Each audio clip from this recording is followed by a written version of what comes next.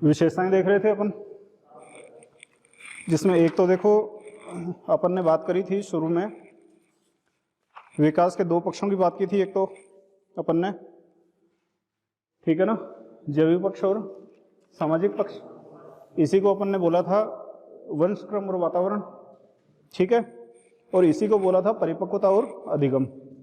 और दोनों का इंपॉर्टेंस क्या है, इनके बीच में, दोनों के बीच में क्या है, गुणात्मक संबंध है। इसमें दो तीन आपको ऑप्शन बताए थे, अगर प्लस का ऑप्शन हो तो प्लस का रिलेशन नहीं है, ठीक है ना। क्यों नहीं है वो आपको बता दिया था कि अगर अपन मान लो 1 + 0 अगर अपन करते हैं तो रिजल्ट क्या आएगा, 1 आएगा, 0 तो नहीं आएगा। जबकि आपको एग्जाम्पल दिया था मैंने एक एरोन का और एक एहसास का, मोगली गर्ल, एहसास बहराइच यूपी में मिली थी, है ना, जिसका कुछ एग्जाम्पल आपको बताया था, ठीक है। तो इनका क्या हुआ था, इनका वंश क्रम तो ओके था, इंसानी थे दोनों बच्चे, लेकिन सामाजिक पक्ष जो है वो इनका प्रॉपर नहीं था, जिसकी वजह से ये क्या रहे, इनका विकास नहीं हुआ। अपन उनको विकसित तो नहीं बोलेंगे, ठीक है ना। तो इसलिए क्या है, अगर हम 1 को अगर 0 से मल्टीप्लाई करें तो क्या होगा, 0 होगा। दैट मीन्स कि विकास नहीं हुआ। एक वंश क्रम एक वातावरण है, इसकी वजह से इनके बीच में क्या है, गुणात्मक संबंध है, नहीं कि प्लस का या फिर अनुपात बराबर। ऐसा भी नहीं होगा कि दोनों का बराबर महत्व है, ऐसा भी नहीं है, ठीक है ना। 50-50 का रेशो है, ऐसा भी नहीं होगा, ठीक है ना। ये क्या है, आपका गुणात्मक संबंध है इनके बीच में इंटर रिलेटेड, अंतर्वैयक्तिक संबंध। एक अपन ने विशेषता देखी थी जिसमें अपना ये हो गया था, आपका विकास की प्रक्रिया में जैविक और सामाजिक पक्ष दोनों महत्वपूर्ण है, ठीक है ना। इनके बीच में कौन सा रिलेशन है, गुणात्मक संबंध है। एक अपन ने देखा था विकास पूर्व निर्धारित प्रक्रिया है, हायरार्की प्रोसेस की बात करी थी अपन ने। पहले से निश्चित है कि सिर से पैरों की तरफ विकास अपना होता है, ठीक है ना। बच्चा जब पैदा होता है उस टाइम पे उसका सिर जो है वो बड़ा होता है, तो सिर का विकास रुका हुआ रहता है, उसके बाद में बाकी के शरीर का विकास होता है, ठीक है ना। और जब बाकी के शरीर का विकास हो गया, बैलेंस हो गया, उसके बाद में वापस से सिर बढ़ना शुरू होता है। आनुपातिक रूप से आप देखना, छोटा बच्चा जब पैदा होता है तो सिर बड़ा होता है, बाकी का शरीर छोटा होता है, ठीक है ना। तो ये चक्राकार विकास का सिद्धांत भी आगे अपन विकास का सिद्धांत पढ़ेंगे तो उसमें चक्राकार विकास का सिद्धांत आता है, वो इसी से रिलेटेड है, ठीक है। एक अपन ने देखा था दिशा और जो है दिशा, विकास की जो दिशा है, ठीक है ना, डायरेक्शन है, वो सबका क्या है, बराबर है, लेकिन गति जो है वो अलग अलग है। वो किसकी वजह से है, वैयक्तिक विभिन्नता की वजह से, ठीक है ना। क्योंकि सबका जो मतलब विभिन्नता, हर व्यक्ति के अंदर जितने भी इंसान है सबके अंदर कुछ ना कुछ डिफरेंसेज हैं, ठीक है ना। सब एक जैसे तो नहीं हो सकते, जिसकी वजह से क्या, उनकी जो गति है वो क्या है, अलग अलग है। एग्जाम्पल दिया था आपको सीखने के, 2 बच्चे साथ में पढ़ाई शुरू करते हैं, लेकिन एक जल्दी सीख जाता है, एक देरी से सीखता है, ठीक है। ऐसे ही आपका शिरोपुच्छीय, सिफेलोकोडल और अपन ने प्रोक्सिमोडिस्टल की बात की थी, शिरोपुच्छीय और निकट दूर का संबंध, ठीक है ना। सिर से पैर की तरफ, सिर से पूंछ की तरफ, मतलब सिर से पैर की तरफ विकास होता है, और एक आपका निकट दूर, ठीक है ना। तो उसमें क्या है कि जो आपको एग्जाम्पल भी दिया था मैंने, आपने बायोलॉजी में भी, अगर कोई बायोलॉजी का स्टूडेंट हो तो आपने पढ़े होंगे, एक्टोडर्म, मेसोडर्म, एंडोडर्म पढ़े होंगे, है ना। तो वो वाला जो चीज़ है वो क्या है, आपका निकट से दूर की ओर। सबसे पहले जो अपना अंदर के जो पार्ट्स हैं, जैसे हार्ट हो गया, लीवर हो, वो सब बनते हैं, उसके बाद में उनके बाहर का खोल बनता है, उसके बाद में लास्ट में अपना क्या होता है, जो स्किन और जो आपके हेयर वगैरह वो बाद सबके लास्ट में होते हैं। तो अंदर से बाहर की तरफ या निकट से दूर की ओर, ठीक है ना। अब सारी भी आपको बता दिए थे उस टाइम पे। और एक आपको बताया था सामान्य से विशिष्ट क्रम में होता है, समझ में आ गया था। सबसे पहले जो बच्चा होता है वो सामान्य क्रियाएं करता है, मतलब वो कोई भी चीज को, अगर एक पेन अगर अपने को उंगली से पकड़ना है, वो पूरे हाथ से पकड़ेगा उसको, है ना। तो उंगली तो क्या है, विशिष्ट हो गई, स्पेसिफिक हो गई, जबकि आपका पूरा हाथ जो है वो क्या है, सामान्य है, ठीक है ना। तो वो सामान्य क्रिया करता है, उसके बाद जैसे जैसे वो बड़ा होता है, विकास जैसे जैसे होता जाएगा, वैसे वैसे वो विशिष्ट क्रियाएं करेगा, ठीक है ना। एक अपन ने देखा था व्यक्तिकता से सामाजिकता की ओर अग्रसर होता है, ठीक है ना। कि पहले क्या होता है, स्वार्थी होता है बच्चा, अपनी कोई भी चीज वो मतलब देना नहीं चाहेगा किसी को। जबकि वो थोड़ा सा बड़ा हो जाता है ना, आपकी एज में आप आ गए हो तो आप मतलब अपनी कोई चीज है वो दूसरे को शेयर कर दोगे आप। छोटा बच्चा नहीं करता, ठीक है ना, वो छीनना पसंद करता है, ठीक है ना। एक आपको एक स्टेटमेंट भी लिखवाया था किसका स्टेटमेंट था, ध्यान है क्या। एक बच्चा जो है वो रात को टॉफी की या मिठाई की जिद करता है, लेकिन एक बड़ा बच्चा है वो नहीं करेगा। जीन पियाजे का स्टेटमेंट था, ठीक है। ये क्या है, व्यक्तिता से सामाजिकता की ओर है। विभिन्न पक्ष अंतर संबंधित है, इंटर रिलेटेड है। अगर एक पक्ष का विकास नहीं हुआ है तो दूसरे पक्ष का विकास भी उससे क्या होगा, प्रभावित होगा। ठीक है ना, जैसे विकलांग बच्चा है तो वो किसी से दोस्ती करने में संकोच करेगा, वो अपने आप को थोड़ा हीन समझेगा, तो शारीरिक पक्ष का प्रभाव दूसरे पक्षों के ऊपर भी होगा। तो विकास के सभी पक्ष जो हैं वो क्या है, आपस में इंटर रिलेटेड है। एक है व्यक्तिगत विभिन्नताएं, आपको बता दिया था, दिशा सेम है, रास्ता सेम है, लेकिन गति जो है वो अलग अलग है। ठीक है, एक विकास की भविष्यवाणी संभव है, यहाँ पे आपको स्टेटमेंट बताए थे मैंने एक दो। ठीक है ना, आधा विकास हो जाता है आधी उम्र तक जो विकास होना हो, एक हरलोक का स्टेटमेंट बताया था, एक आपको सिगमंड फ्राइड का स्टेटमेंट बताया था। इन सबको अपन अलग से पढ़ेंगे। और अलग अलग अवस्थाओं के अलग अलग खतरे हैं, ये भी आपको लिखवा दिया था शायद। ठीक है ना, तो अवस्थाएं अपन बाद में देखेंगे, बाल्यावस्था, आपका शैशवावस्था, किशोरावस्था, इन सब के अपने अपने कुछ मतलब खतरे हैं। और हर लोग के कुछ स्टेटमेंट आपको लिखवा दिए थे। एक आपको बताया था ग्रोथ और डेफिसिट दोनों शामिल है विकास के अंदर, वृद्धि और क्षति। ठीक है ना, अपने दूध के दांत टूट जाते हैं तो वो क्या है, क्षति हो रही है, लेकिन विकास तो हो रहा है ना। तो वृद्धि और क्षति दोनों, ग्रोथ और डेफिसिट दोनों उसके अंदर शामिल है। ठीक है, अग्रगामी है न कि पश्चिमगामी, आगे की तरफ बढ़ता है विकास, पीछे की तरफ लौट के नहीं आता। ठीक है ना, एग्जाम्पल बता दिया था आपको।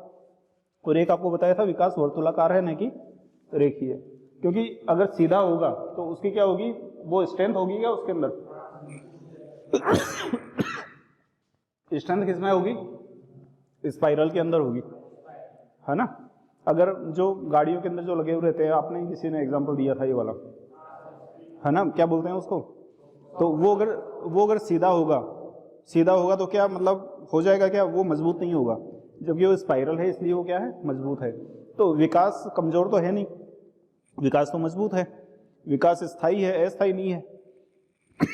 तो इसकी वजह से क्या होगा, विकास ये वाला नहीं है, विकास ये है, स्पाइरल है, वर्तुलाकार है, न कि लीनियर या रेखीय। ठीक है, इसके आगे आप लिखो विकास के, हेडिंग लगाओ विकास के सिद्धांत। सिर्फ पॉइंट पॉइंट लिखवाऊंगा कि डिटेल, उनकी डिटेल इनके अंदर आ चुकी, विशेषताओं से ही सारी चीजें निकली है। विकास के सिद्धांत देखो, एक लिखो निरंतरता का सिद्धांत, पहला लिखो निरंतरता का सिद्धांत।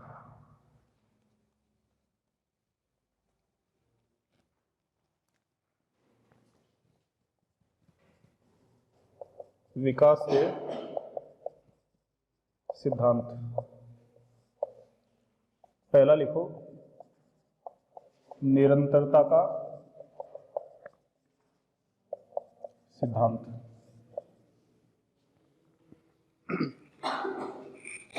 नया कुछ नहीं है, सब अपन ने जो किया है उसी में से, नया कुछ भी नहीं है।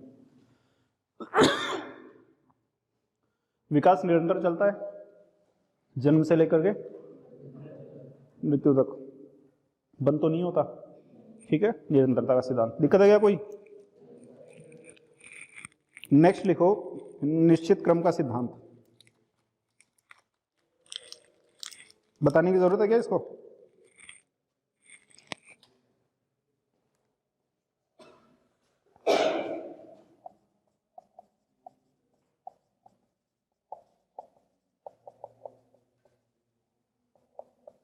निश्चित क्रम का सिद्धांत, सीक्वेंस फिक्स है, सिर से पैर की ओर सिफेलोकोडल, प्रोक्सिमोडिस्टल, अंदर से बाहर की ओर, बताया हुआ है, विशेषताओं में ही है, तो नया तो नहीं है। फिर लिखो संबद्धता का सिद्धांत। संबद्धता समझते हो ना, जुड़ा हुआ।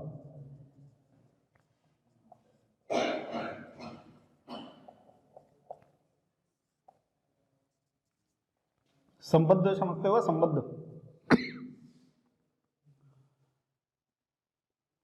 अभी आपको बताया सारे पक्ष अंतर संबंधित है, एक पक्ष का प्रभाव दूसरे पे पड़ेगा, अगर एक पक्ष आपका कमजोर है तो दूसरे वाले पे उसका प्रभाव होगा, वही आपका संबद्धता का सिद्धांत है। ठीक है ना, शर्मीली लड़की है, वो स्कूल के कार्यक्रमों में भाग नहीं लेती।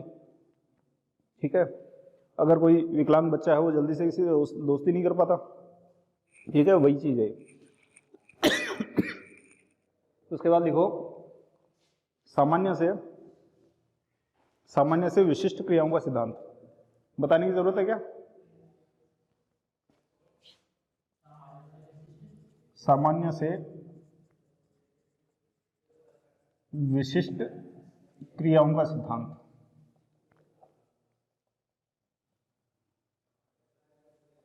जरूरत है क्या बताने की? सामान्य से विशिष्ट क्रियाएं करता है। सामान्य क्रिया आपको बताई हुई है। पूरे बच्चा अगर हंसता है तो पूरे शरीर से हंसता है, रोता है तो गौर से देखना पूरे शरीर से ही रोता है। और आप लोग हंसोगे तो एक स्माइल पास कर दोगे, ठीक है ना।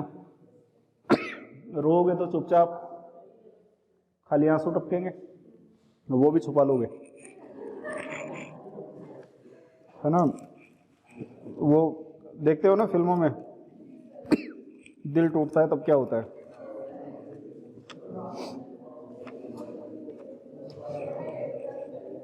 हैं?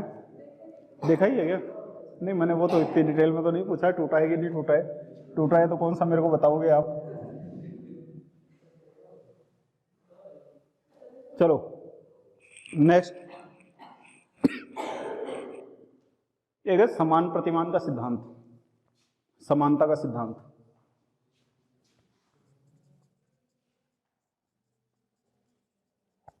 प्रतिमान समझते हो क्या?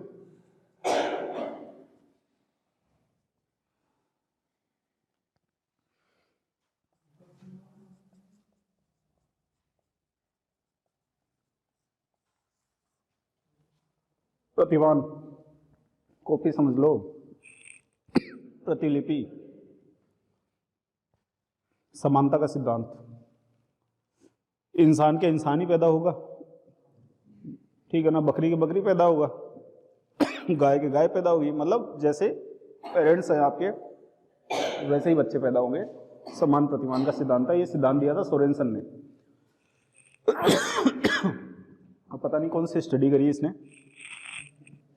कॉमन सी बात है। अच्छा ये देखो साइकोलॉजी में भी है ना, मतलब जैसे अपन अलग अलग पढ़ेंगे ना, जीन पियाजे को पढ़ेंगे, सिगमंड फ्राइड को पढ़ेंगे, तो उनको पढ़ करके ऐसा लगता है बोले यार इन्होंने मतलब इतनी मेहनत क्यों की, है ना। किसी ने बिल्ली पे प्रयोग किया, किसी ने बंदर पे किया, किसी ने चिंपैंजी पे किया, है ना। बोले यार इतना सब लफड़ाबाजी करने की जरूरत है क्या? बोले एक जरा सी चीज निकालने के बोले इतने बरसों लगा दिए, लेकिन कुछ ना कुछ तो वो निकालना चाह रहे थे वहां से, ठीक है ना। तो अपने को बहुत इजी सी चीज लगती है, बोले यार इसमें कौन सा सिद्धांत दे दिया है, इंसान का इंसान ही पैदा होगा, ठीक है ना। और ये सिद्धांत दिया सोरेनसन ने, ठीक है। एक लिखो दिशा का सिद्धांत।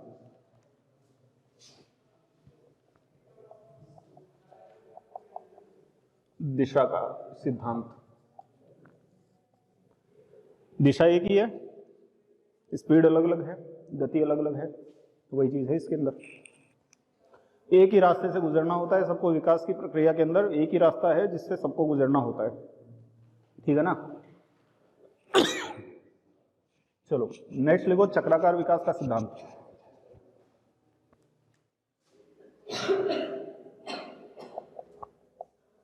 अभी बता दिया था आपको,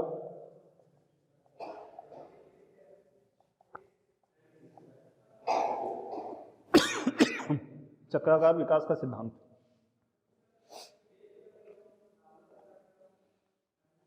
चक्राकार क्या बोले, यहां से शुरू हुआ, यहां पे आया, वापिस आया, वापिस आया, ये वाला। चलो खराब रुखा। तो अभी आपको बताया था सर का जो ग्रोथ है वो स्टॉप हो गया, सर बड़ा है, बच्चा पैदा हुआ है बच्चा उस टाइम पे, सर की ग्रोथ स्टॉप हो गई, बाकी की ग्रोथ शुरू हुई, ठीक है ना। तो ऐसे ही अलग अलग अंगों में अलग अलग, मतलब एक बार स्टॉप होगा फिर से शुरू होगा, फिर स्टॉप होगा फिर से शुरू होगा, ये चीजें इसमें चलती है। चक्राकार विकास का सिद्धांत है। एकीकरण का सिद्धांत, लगभग में तो नाम से आपको पता लग जाएगा, कुछ में थोड़ा ध्यान रख लेना।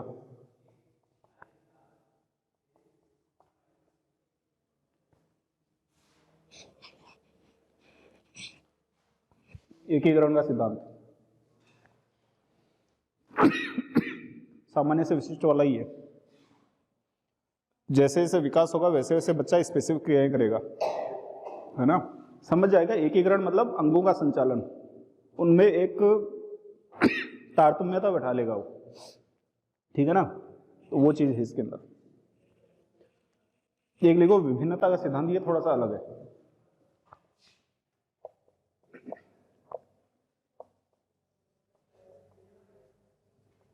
ये कोई गारंटेड नहीं है ऐसा होगा ही।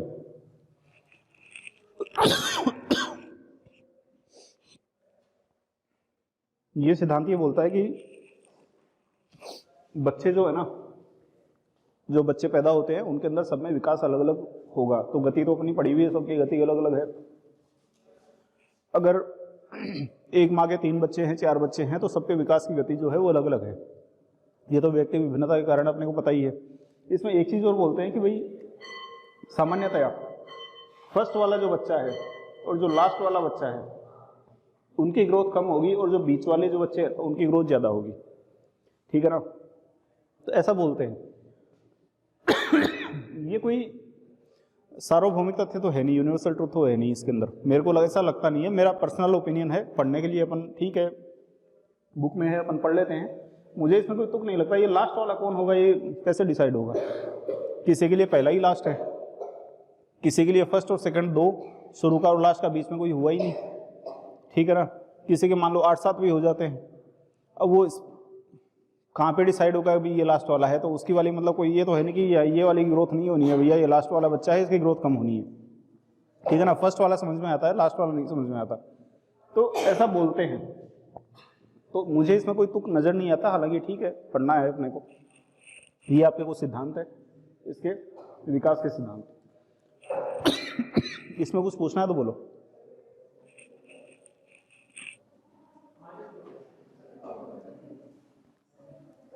विशेषताओं में से ये कुछ नया नहीं है इसके अंदर। ठीक है ना? थोड़ा सा इसका ध्यान रखना, एकीकरण के अंदर अंग संचालन है, धीरे धीरे सबको क्या कर लेता है वो, सब में एक सिंक्रोनाइजेशन कर लेता है। ठीक है ना? और कुछ भी नहीं है इसमें, चीजें वही है सारी। एक हेडिंग डाल लो, अभिवृद्धि और विकास में अंतर।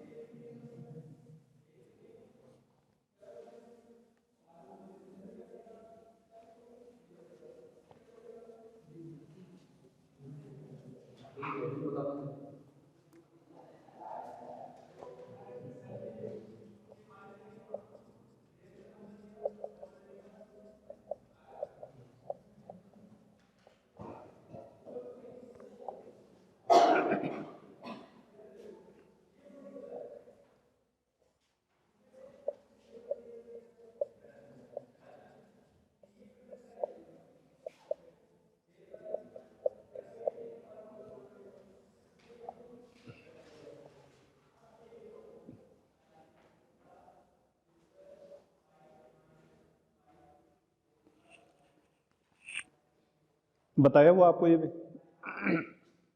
पॉइंट लिख लो बस।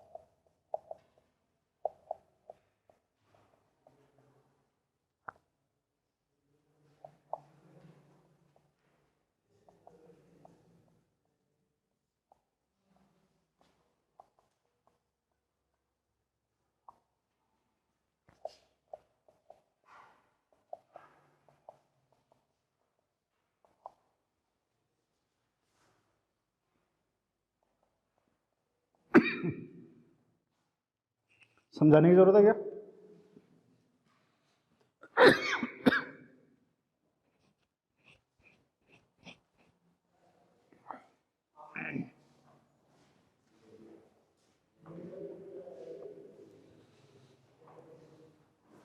शुरुआत में अभिवृद्धि और विकास अपन ने डिस्कस किया था, वहां पे ये सारी चीजें बात की हुई है अपन ने।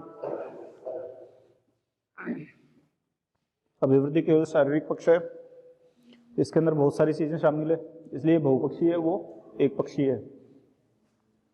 और ये एक पक्षीय है, इसकी वजह से ये क्या है, संकुचित है। और ये बहुपक्षीय है, इसके लिए वजह से क्या है, इसके एरिया वाइड है, इसलिए क्या है, व्यापक है। ठीक है, एक उम्र के बाद में रुक जाती है, अभिवृद्धि रुकती है। अब 18-20 साल 25 साल के हो जाओगे, उसके बाद में आप ये हाइट ग्रोथ वेट, हाँ वेट हालांकि बढ़ता है, लेकिन वो अभिवृद्धि नहीं होती। वो एक समय तक वेट बढ़ना जरूरी है, लेकिन उसके बाद में वेट बढ़ना अच्छी बात है क्या? तो आप उसको ये नहीं कह सकते कि वो अभिवृद्धि है। ठीक है ना? तो अभिवृद्धि जो है वो एक समय के बाद में आपकी रुक जाएगी। किशोरावस्था के अंत तक आपके क्या होती है, अभिवृद्धि रुक जाती है, लेकिन विकास तो पूरे जीवन चलता है। आपके मानसिक वगैरह, नैतिक, सामाजिक, ये चीजें चलती रहती है, पूरे जीवन भर आदमी सीखता रहता है। ठीक है ना? मापन संभव है। अभिवृद्धि है तो आपका हाइट वेट ये सब चीजें, इनको तोल सकते हैं अपन। ठीक है ना?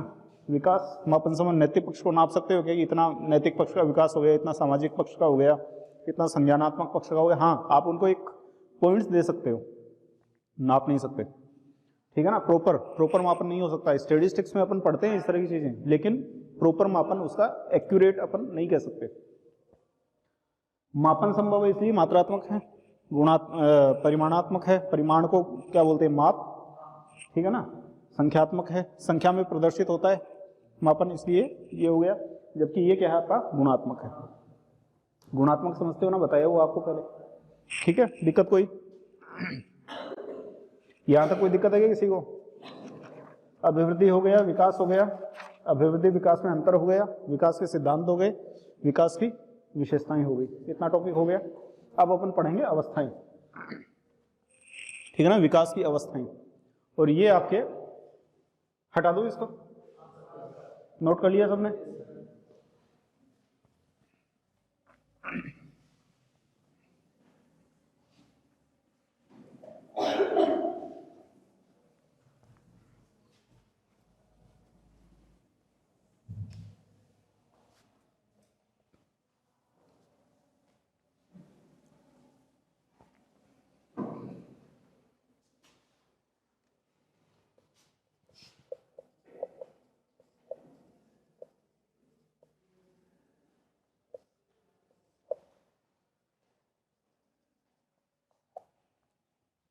कौन कौन सी अवस्था है?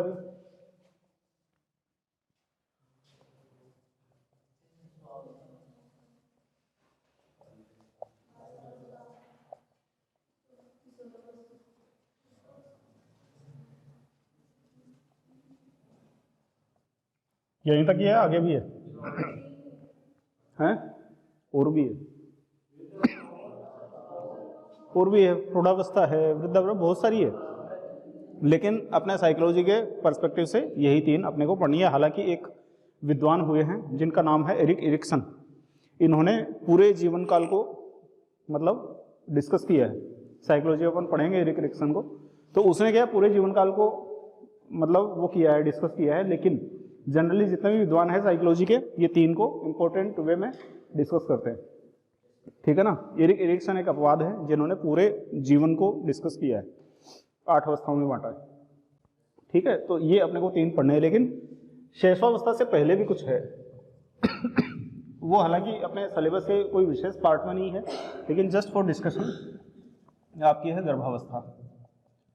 ठीक है ना? और ये शैशवावस्था जो है, ये आप ये समझ लो कि शुरू हो जाती है 0 से लेकर के 6 वर्ष तक रहती है सामान्य रूप में। हालांकि कई जो विद्वान हैं इन्होंने अलग अलग ईयर मतलब बताए हैं, लेकिन एक सामान्य तौर पे ठीक है ये रहेगा आपका 7 से 12 वर्ष। ठीक है, और ये रहेगा 13 से 19। टीनेज बोलते हैं ना, टीनेज नाम सुना है ना? टीनेज क्यों बोलते हैं? क्योंकि 12 में टीन नहीं आ रहा, 13 में आ रहा है। 13, 14, 15, 16, 17, 18, 19 बाद में 20 आ गया, तो 13 से 19 ये आपकी क्या है, टीनेज, इसी को बोलते हैं हम किशोरावस्था, ठीक है ना। तो किशोरावस्था को तो इससे ध्यान में रख लेना कि 13 से 19 जिसमें टीन आ रहा है वो किशोरावस्था है, ठीक है ना। अब एक आपको ध्यान रखना है, शैशवावस्था 0 से 6 वर्ष, ठीक है ना, शैशव 6 0 से 6, ठीक है। अब देखो यहां पे क्या है, कई बार कुछ इसमें और बीच में मतलब कुछ डालते हैं, एक आपका है पूर्व बाल्यावस्था और एक है उत्तर बाल्यावस्था। उत्तर बाल्यावस्था कह दो या बाल्यावस्था कह दो, एक ही बात है। इसमें पूर्व बाल्यावस्था और डालते हैं कई विद्वान। तो जहां पे पूर्व बाल्यावस्था आ जाए ना, इसका मतलब ये समझ लो कि आपका 3 से 6 साल ये पूर्व बाल्यावस्था है, ठीक है ना। इसका मतलब पूर्व बाल्यावस्था के अंदर जो भी विशेषताएं होगी वो किसकी होगी, शैशवावस्था वाली होगी, क्योंकि 6 साल तक शैशवावस्था है, तो 3 से 6 तो इसी के अंदर हो गया ना। तो इसकी जो भी विशेषताएं होगी किससे सिमिलर होगी, ठीक है ना। तो जहां पे अपने को पूर्व बाल्यावस्था अगर इन करना है, इसमें डालना है, तो वहां पे अपनी क्या हो जाएगी, 3 से 6 हो जाएगी, फिर 7 से 12 तो आई गई। इसको उत्तर बाल्यावस्था कह दो चाहे बाल्यावस्था कह दो, समझ में आ रही है बात। और इसकी विशेषताएं क्या होगी आपकी, सिमिलर होगी, ठीक है ना, क्योंकि 0 से 6 साल है, समझ में आ रही है बात। दिक्कत है क्या यहाँ पे कोई, शैशवावस्था 0 से 6 शैशवावस्था, ठीक है ना, 0 से 6। टीनेज किशोरावस्था 13 से 19 तो बच गया बीच में कौन, 7 से 12, ये क्या है आपकी बाल्यावस्था। दिक्कत कोई, पूर्व बाल्यावस्था जहां पे आ जाए, मतलब बाल्यावस्था से पहले का पार्ट, तो 3 साल और कम कर दो, तो 3 से 6 वाला पार्ट किस में आ जाएगा, पूर्व बाल्यावस्था में। तो उस केस में शैशवावस्था कितनी हो जाएगी आपकी, अगर पूर्व बाल्यावस्था को कंसिडर करते हो तो शैशवावस्था कितनी हो जाएगी, 0 से 3, ठीक है ना, 0 से 3, 3 से 6 या 0 से 2, 3 से 6, कैसे ही समझ लो उसको। स्टैटिस्टिक्स की कुछ चीजें हैं इसके अंदर, ये वाले जो होते हैं ना, सीरीज होती है, अपने डिस्कशन की चीज नहीं है वो। बाद में सेम हो जाएगा बाल्यावस्था और आपका सेम हो जाएगा किशोरावस्था, ठीक है ना। तो अगर 4 पार्ट करते हैं तब तो आ जाएगा शैशवावस्था, पूर्व बाल्यावस्था और आपका किशोरावस्था। अगर 3 पार्ट करते हैं तो शैशवावस्था, बाल्यावस्था और किशोरावस्था। दिक्कत कोई इसमें, ठीक है। इसके पहले आपकी कौन सी होती है, गर्भावस्था। तो ये जनरली आपको पता ही है 9 महीने का पार्ट होता है। इसमें जो शुरू के 2 महीने होते हैं, इसके अंदर आपका, इसको बीजावस्था भी बोलते हो आप, ओवम स्टेज, ठीक है ना। इसके बाद में एक भ्रूणावस्था आती है जिसको आप बोलते हो फीटल स्टेज, ठीक है ना। ये आपका चलता है कितने दिन तक, 15 दिन तक, और 15 दिन के बाद में भ्रूणावस्था आ जाती है, क्योंकि अपने को पता है ना जाइगोट से शुरू होता है जीवन, जाइगोट जो सुई की नोक से भी छोटा होता है, ठीक है ना। और ये जब शुरू होता है तब क्या होती है, सिंगल सेल होता है ना, एक कोशिका होती है। जीवन जब शुरू होता है जाइगोट सिंगल सेल है, साइंस में पढ़ा हुआ आपने सबने, जाइगोट क्या है, सिंगल सेल है। 15 दिन के बाद में ये कितने सेल बन जाते हैं, ध्यान है किसी को, एक सेल से कितने सेल हो जाते हैं आफ्टर 15 डेज, ध्यान है क्या भाई, 32 सेल हो जाते हैं, 32 कोशिकाएं हो जाती है, ठीक है ना। यहां तक आपकी क्या है बीजावस्था, और यहां से शुरू हो जाती है भ्रूणावस्था, फीटल स्टेज शुरू हो जाती है, और ये आपकी कब तक चलती है, 45 दिन तक, यहां से 45 दिन। इसका मतलब फीटल स्टेज कितनी हो गई आपकी टोटल, शुरू से जाइगोट वाले दिन से, गर्भाधान वाले दिन से कहां तक चलेगी, 2 महीने, ठीक है ना। 45 प्लस 15 60 दिन हो गए, 2 महीने का हो गया कंप्लीट शुरू से। लेकिन अगर आप बीजावस्था से शुरू करोगे तो कितने दिन हो गए, 45 दिन, ठीक है ना। और इसके बाद में 2 महीने के बाद से शुरू हो जाती है आपकी शैशवावस्था, जिसको आप 0 से 6 बोलते हो, क्योंकि पेट में ही है वो। तो 2 महीने के बाद से शुरू आपकी कौन सी होती है, शैशवावस्था शुरू हो जाती है आपकी। दिक्कत है क्या इसमें कोई, 15 डेज बीजावस्था, ठीक है ना। उसके बाद में 15 डेज के बाद से शुरू हो जाती है भ्रूणावस्था, फीटल स्टेज कब तक चलती है, 45 दिन तक। कितने महीने हो गए, 2 महीने, और 2 महीने के बाद से शुरू हो जाती है आपकी शैशवावस्था। दिक्कत कोई, ठीक है। चलो कितना टाइम हो गया,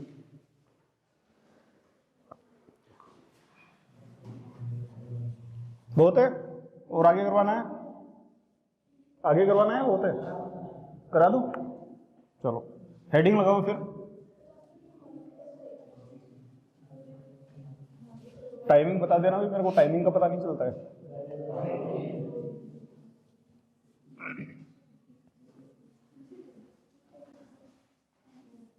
याद रह जाएगी ना, ठीक है। चलो हेडिंग लगाओ, शेषावस्था। पहली अवस्था है आपकी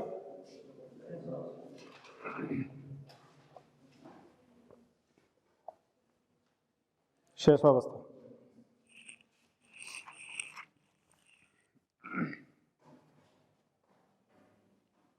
इन्फेंसी,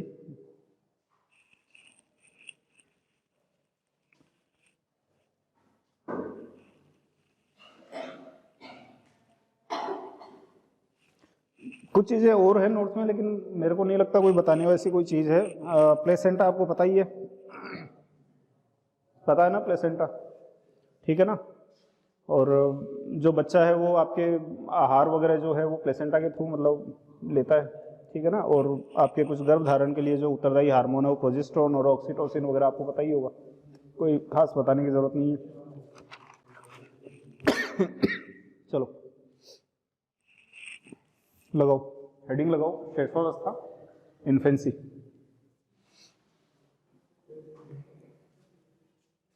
लिखो इसमें कुछ पॉइंट्स लिखो।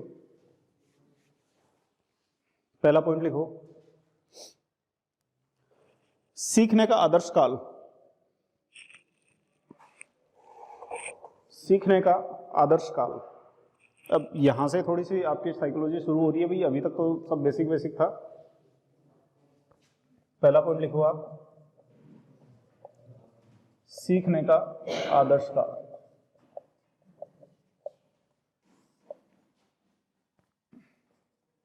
एक विद्वान हुए हैं जिनका नाम है वैलेंटाइन। हाँ, वैलेंटाइन डे वाला नहीं है, वैलेंटाइन। हाँ, उसी से जोड़ लेना, सीखने का आदर्श काल, है ना। सीखने का आदर्श काल, ठीक है। ध्यान आ रहा है हरलोक में क्या कहा था, जो भी विकास होना है उसका आधा 5-6 साल की उम्र तक हो जाता है, ठीक है ना। सबसे ज्यादा स्पीडी मतलब स्पीड में बच्चा सीखता है इस काल में, तो उसकी जिज्ञासा बहुत ज्यादा रहती है। आप देख लेना 5 से 6 साल तक के बच्चे की उम्र के जो बच्चे होते हैं किस तरीके से सवाल पूछते हैं आपसे, ठीक है ना। तो पहली चीज है सीखने का आदर्श काल। सेकंड पॉइंट लिखो,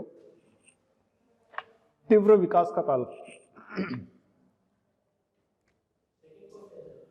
हाँ, ये कुछ चीजें हैं जो ध्यान में रखनी है। देखो ये कोई मतलब वो नहीं है कि मैं आपको पैराग्राफ वगैरह लिखवाने वाला, कुछ चीजें नहीं है, किताबों में पढ़ लेना पैराग्राफ वगैरह सब चीजें, इनकी सब कुछ शेषावस्था के बारे में चीजें बताई हुई है, वो एक एक दो दो लाइन में है। उसका जो सार है वो इतना ही है कि वैलेंटाइन ने इसको क्या बताया, सीखने का आदर्श काल, ठीक है ना। एक है जीवन की आधारशिला, ये आपका बताया है महान सिगमुंड फ्राइड ने, ठीक है ना। जीवन की आधारशिला,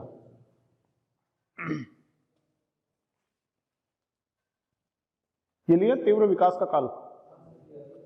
एक है तीव्र विकास का काल, ये बोला है वाटसन, जेबी वाटसन, जेबी वाटसन, इंपॉर्टेंट पर्सनालिटी है। जीवन की आधारशिला,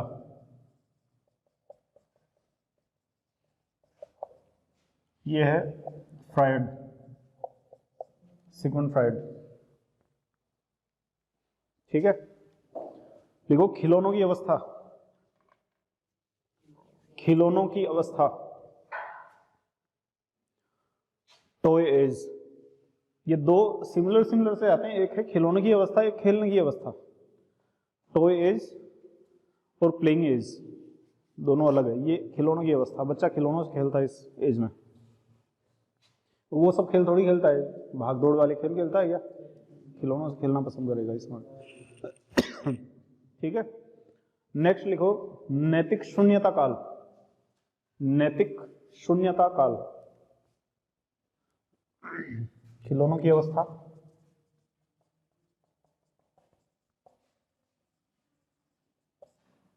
एक है नैतिक शून्यता काल। पढ़ा हुआ है अपना पहले। एक बच्चा रात को 12 बजे मिठाई की जिद करता है, लेकिन वही दूसरा बच्चा नहीं करता। कारण वैयक्तिकता से सामाजिकता की अग्रसर हो रहा है विकास। वो पहले वैयक्तिक है, मतलब व्यक्ति मतलब सिर्फ अपने बारे में सोच रहा है, सामाजिकता नहीं है उसके अंदर, ठीक है ना। नैतिकता उसके अंदर नहीं है। आगे अपन और भी चीजें पढ़ेंगे, आएगा उसके अंदर, सिगमंड फ्रायड आएगा इसके अंदर। नैतिक शून्यता होती है, उसको कोई नैतिकता का, न तो उसमें नैतिकता होती है, नहीं उसके अंदर सामाजिकता होती है, ठीक है ना। टिफिन है किसी का, उसको पसंद आ गई चीज, वो शर्म नहीं करेगा, वो खा लेगा। आप खा लोगे क्या? है ना। अगर मन में है भी, अच्छा भी लग रहा है कि हाँ भी ठीक है यार, ये अच्छी सब्जी लेकर के आया, अपन खा ले, नहीं खाओगे आप? नहीं, पूछ के खा लेंगे, वो भी एक अलग चीज हो गई। लेकिन कई ऐसे भी होते हैं इस एज में, वो नहीं यार नहीं खाएंगे, ठीक है ना। तो ऐसी चीजें भी होती है। तो वहां पे क्या आती है? नैतिकता, सामाजिकता आड़े आ जाती है, बच्चों में नहीं आती, ठीक है ना, शैशवावस्था के बच्चों में। एक लिखो उदासीनता काल, ये इसी से रिलेटेड है, नैतिक शून्यता काल से रिलेटेड है उदासीनता काल। न तो ये सामाजिक है, न असामाजिक है, दोनों ही चीजें नहीं है। न तो सामाजिक है, न असामाजिक है, क्योंकि एज 6 तक जारी है, थोड़ी थोड़ी सामाजिकता आने लग जाएगी लास्ट वाले में, लेकिन शुरुआत में तो नहीं रहेगी। इसलिए उदासीनता काल थोड़ा सा इसको बोलते हैं, सामाजिक गैर सामाजिक, थोड़ा सा दोनों, थोड़ा सी सामाजिकता लास्ट के अंदर आ भी जाती है और शुरू में नहीं रहती, ठीक है ना। एक लिखो प्राक विद्यालयी अवस्था। प्राक विद्यालयी अवस्था, प्राक का मतलब समझते हो क्या?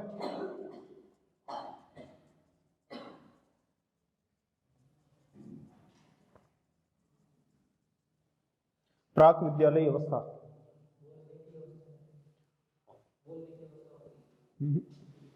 अच्छा ये तो सुना हुआ है क्या?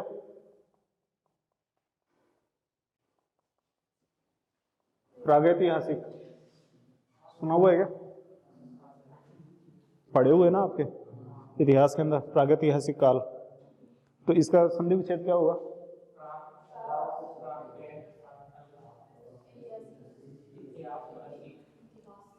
तो प्रागैतिहास कह का वो गए हो गया ना। क्या होता है इसका मतलब? क्या होता है? इतिहास जहां से,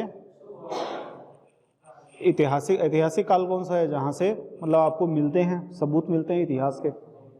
लेकिन प्रागैतिहासिक काल कौन से है? जहां से सबूत मिलते ही नहीं है, वही तो है प्रागैतिहासिक काल। उसके पहले के, प्राग का मतलब क्या होता है? पहले। प्राग का मतलब क्या होता है? मैं सिर्फ प्राग का मतलब से बात कर रहा हूं। प्राग का मतलब पहले, पूर्व, पूर्व विद्यालयी अवस्था। अब तो समझ गए? प्री स्कूल एज,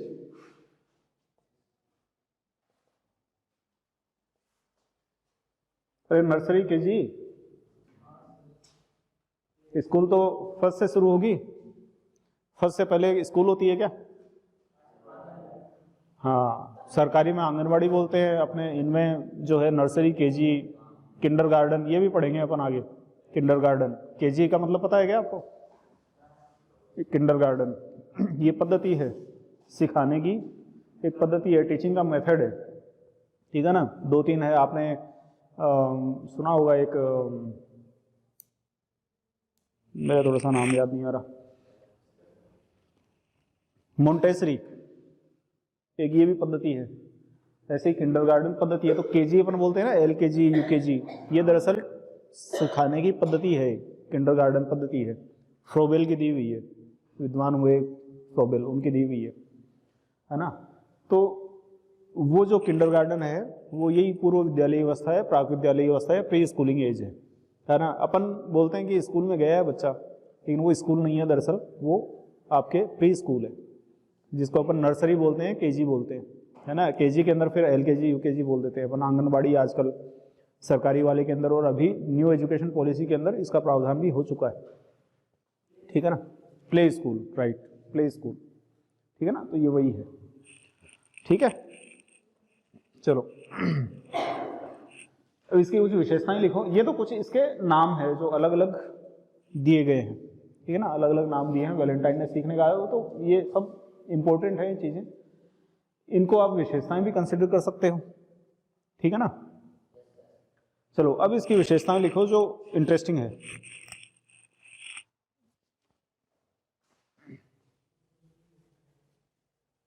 रिलेट कर पा रहे हो क्या इनको, खिलौनों की अवस्था रिलेट कर पा रहे हो? छोटा बच्चा 6 साल 5 साल 6 साल की उम्र तक का, हटा दो इनको।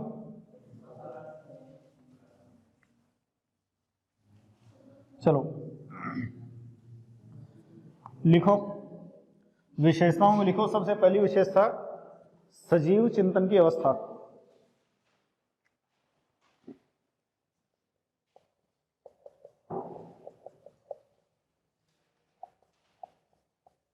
सजीव चिंतन की अवस्था।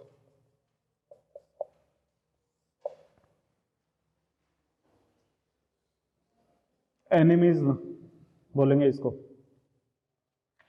इसको बता सकते हो क्या कोई? ये सब इंटरेस्टिंग पॉइंट है शैशवावस्था के। सजीव चिंतन की अवस्था, एनिमिज्म, कुछ है दिमाग में आता है कुछ सजीव चिंतन या एनिमिज्म को देख करके? सजीव चिंतन, एनिमिज्म, बताओ।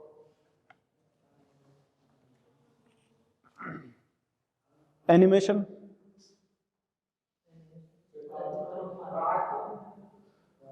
कार्टून, है ना, वही है एनिमिज्म। क्यों है ये एनिमिज्म की अवस्था, क्यों है, कुछ बताओगे? कुछ आपके दिमाग में कुछ आ रहा हो? सजीव चिंतन, इसको इंग्लिश में बोलते हैं एनिमिज्म, आपने एक्सप्लेन कर दिया कार्टून। अब बताओ सजीव चिंतन क्या है? तो बहुत कॉमन सा एग्जांपल देता हूं आपको, बहुत कॉमन सा एग्जांपल। हर आप में भी, आपके घर पे बच्चे होंगे, छोटे बच्चे, आपने सबने वो काम किया है लगभग, कोई अपवाद हो तो मैं कह नहीं सकता, बाकी सबने एक काम किया है। अगर आपने किसी बच्चे को, छोटे बच्चे को खिलाया है तो बच्चा चलते चलते गिर गया, टेबल से चोट लग गई, ठीक है ना, तो क्या बोलते हैं? अच्छा इसने मारा, ये ले, चींटी मर गई, कुछ नहीं हुआ। अच्छा टेबल ने मारा, ये ले, तो अपन क्या करते हैं? टेबल को एक थप्पड़ लगाते हैं। क्या है? सजीव चिंतन, ठीक है ना। मतलब जो निर्जीव है उसको वो बच्चा सजीव मान के चल रहा है, यही है सजीव चिंतन की अवस्था। जो निर्जीव है उसको सजीव मान के चल रहा है वो, ठीक है ना। कार्टून की फिल्में देखो आप, जो एनिमेशन मूवीज होती है उसमें पहाड़ बात करता है, पेड़ बात करते हैं, है ना, बच्चा उनको देखना पसंद करता है।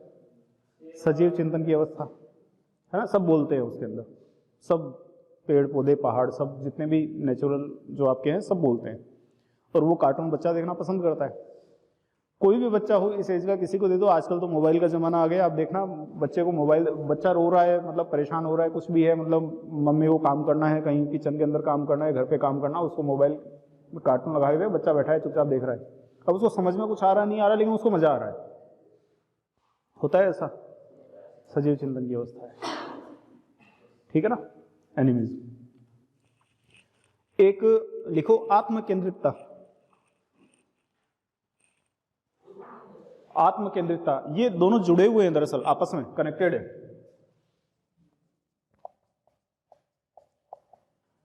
आत्म केंद्रितता, केंद्रितता, इसको बोलते हैं ईगोसेंट्रिज्म। ईगोसेंट्रिज्म,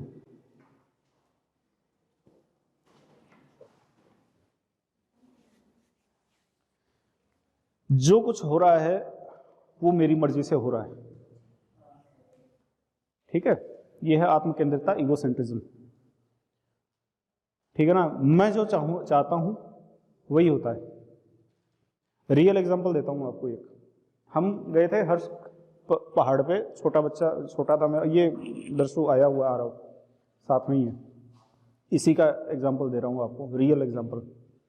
सीकर में हर्ष पर्वत है ना, तो ये जब छोटा था तो मैं इसको ले गया था वहां पे, तो आते टाइम पे इसने एक मतलब बड़ी अजीब सी बात की, इसने बोले पापा ये जो पहाड़ देख रहे हो आप, बोले मैंने बनाए। है ना। ये एग्जाम्पल है ईगोसेंट्रिज्म का। जो चांद है वो मेरे इशारे पे चल रहा है, सूरज मेरे इशारे के ऊपर चल रहा है, मैं जैसे जैसे चल रहा हूँ मेरे साथ साथ चल रहा है। हालांकि अपने को भी लगता है ये चीज़, लेकिन बच्चा ये सोचता है कि ये मेरे को फॉलो कर रहा है, मतलब जो मैं चाह रहा हूँ वही हो रहा है। आई एम द किंग, अहम ब्रह्मास्मि, सुना हो ना गणेश गायतोंडे, अहम ब्रह्मास्मि। कभी कभी लगता है अपन ही भगवान है, तो वो है ना, तो वही भगवान है, जो वो चाह रहा है वही हो रहा है, और उसमें रीजन भी है। बच्चा खेल रहा है आपके साथ में, घर पे आपके भी हुआ होगा, छोटा बच्चा है वो खेल रहा है आपके साथ, ठीक है ना, और आप जीत रहे हो, वो हार रहा है, लेकिन उसने तय कर लिया कि मेरे को जीतना है, फिर आप हारोगे। आप उसकी इच्छा के विपरीत जाओगे क्या? आपको पता है कि भाई आप जीतने वाले हो, लेकिन आप जानबूझ के हार जाओगे। तो उसका जो ईगोसेंट्रिज्म है वो वहां से मजबूत होता है, ठीक है ना। जो हम श्रेष्ठावस्था में विशेषताएं पढ़ रहे हैं वो उसके जस्ट उलट हो जाएगी बाल्यावस्था में, उसका जस्ट उल्टा हो जाएगा, क्योंकि वहां पे वो हकीकत से रूबरू होगा, यहाँ पे हकीकत से रूबरू नहीं है। वो आपसे लड़ाई करेगा, आपको हराएगा, ठीक है ना, और आप हारोगे जानबूझ के। मैं ताकतवर हूं, आप कमजोर हो, ये चीज है होगी उसके साथ ईगोसेंट्रिज्म। लेकिन जब बाहर निकलेगा, बाल्यावस्था के अंदर बाहर निकलेगा, वो अपने पीयर ग्रुप बनाएगा, अपने जो अपनी एज के जो बच्चे हैं उनके साथ जाएगा, वो हार जाएंगे क्या उससे? वो नहीं हारेंगे, लेकिन अपन हार जाएंगे, है ना। तो वहां से क्या हो रहा है, उसका ईगोसेंट्रिज्म जो है वो मजबूत हो रहा है, ठीक है। तो ये आपका ईगोसेंट्रिज्म है, जो कुछ हो रहा है मेरी इच्छा से हो रहा है, मेरी मर्जी से हो रहा है। गुड़िया को, छोटी बच्ची होती है, गुड़िया के साथ खेलती है, ठीक है ना, देखना उसको, वो उसको मतलब उससे बातें करती है, बैठे हो आप लोग कहीं, है ना, उसको बातें करते हुए देखना, अच्छा देखो सर्दी लग रही है, उसको उड़ाती है, पता नहीं क्या क्या करती है वो। तो वो क्या है? ईगोसेंट्रिज्म है। उसको लगता है कि जो मैं देख रही हूं वही ये देख रही है, जो मैं महसूस कर रही हूं वही ये गुड़िया भी महसूस कर रही है। सजीव चिंतन भी आ रहा है साथ में, गुड़िया तो निर्जीव है, तो जो मैं देख रही हूं वही वो गुड़िया भी। वो आपका पेन छीन लेगा, आपके बाल पकड़ के नोचेगा, वो बार बार करेगा ये काम। उसको लग रहा है कि ये ऐसा करना मेरे को अच्छा लग रहा है, तो सामने वाले को भी अच्छा लग रहा है, भले आपको उससे तकलीफ हो रही हो, ठीक है ना, लेकिन उसको ये लगता है कि मेरे को अच्छा लग रहा है ना, तो इसको भी अच्छा लग रहा है, क्योंकि मैं जो चाह रहा हूं वही ये चाह रहा है, ठीक है ना, जो मैं चाहता हूं वही ये करेगा। तो ये सब क्या है? ईगोसेंट्रिज्म और एक आपका एनिमिज्म, सजीव चिंतन और आत्मकेंद्रिता, दोनों आपस में जुड़े हुए, ठीक है। चलो बहुत है, चलो आगे कल करेंगे।